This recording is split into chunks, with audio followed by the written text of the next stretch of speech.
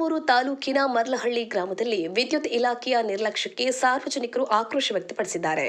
ಮೊಳಕಾಲ್ಮೂರು ತಾಲೂಕಿನ ಮರ್ಲಹಳ್ಳಿ ಗ್ರಾಮದ ಆವುಲಾ ಪಾಪನಹಟ್ಟಿಯಲ್ಲಿ ವಿದ್ಯುತ್ ಇಲಾಖೆ ಅಧಿಕಾರಿಗಳ ಕರ್ತವ್ಯ ಲೋಪ ಮತ್ತು ನಿರ್ಲಕ್ಷ್ಯದಿಂದ ಸುಮಾರು 15ಕ್ಕೂ ಹೆಚ್ಚು ಮನೆಗಳಲ್ಲಿ ಟಿವಿ, ಫ್ರಿಡ್ಜ್, ಫ್ಯಾನ್ ಸೇರಿದಂತೆ ವಿವಿಧ ವಿದ್ಯುತ್ ಉಪಕರಣಗಳು ಸುಟ್ಟು ಹೋಗಿರುವ ಘಟನೆ ನಡೆದಿದೆ.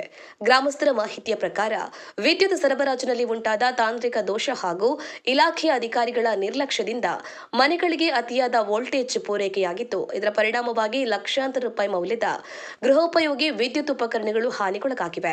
ಇದರಿಂದ ಬಡ ಮತ್ತು ಮಧ್ಯಮ ವರ್ಗದ ಕುಟುಂಬಗಳು ತೀವ್ರ ಆರ್ಥಿಕ ಸಂಕಷ್ಟಕ್ಕೆ ಸಿಲುಕಿವೆ. ಘಟನೆ ನಡೆದ ತಕ್ಷಣ ಸಂಬಂಧಪಟ್ಟ ಅಧಿಕಾರಿಗಳಿಗೆ ಮಾಹಿತಿ ನೀಡಿದರೂ ಸಮರ್ಪಕ ಸ್ಪಂದನೆ ದೊರೆತಿಲ್ಲ ಎಂದು ಗ್ರಾಮಸ್ಥರು ಆರೋಪಿಸಿದ್ದಾರೆ. ಹಾನಿಗೊಳಗಾದ ಕುಟುಂಬಗಳಿಗೆ ಸೂಕ್ತ ಪರಿಹಾರ ನೀಡುವ ಜೊತೆಗೆ ಘಟನೆಯ ಕುರಿತು ಸಮಗ್ರ ತನಿಖೆ ನಡೆಸಿ ನಿರ್ಲಕ್ಷ್ಯ ತೋರಿದ ಅಧಿಕಾರಿಗಳ ವಿರುದ್ಧ ಕ್ರಮ ಕೈಗೊಳ್ಳಬೇಕು ಎಂದು ಗ್ರಾಮಸ್ಥರು ಆಗ್ರಹಿಸಿದ್ದಾರೆ.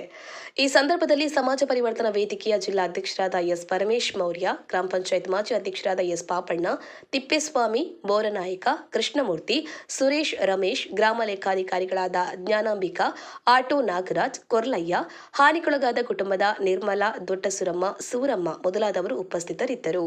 ಮನೋಜ್ ಕುಮಾರ್ ಡಿ, ಮೊಳಕಾಲ್ಮೂರು.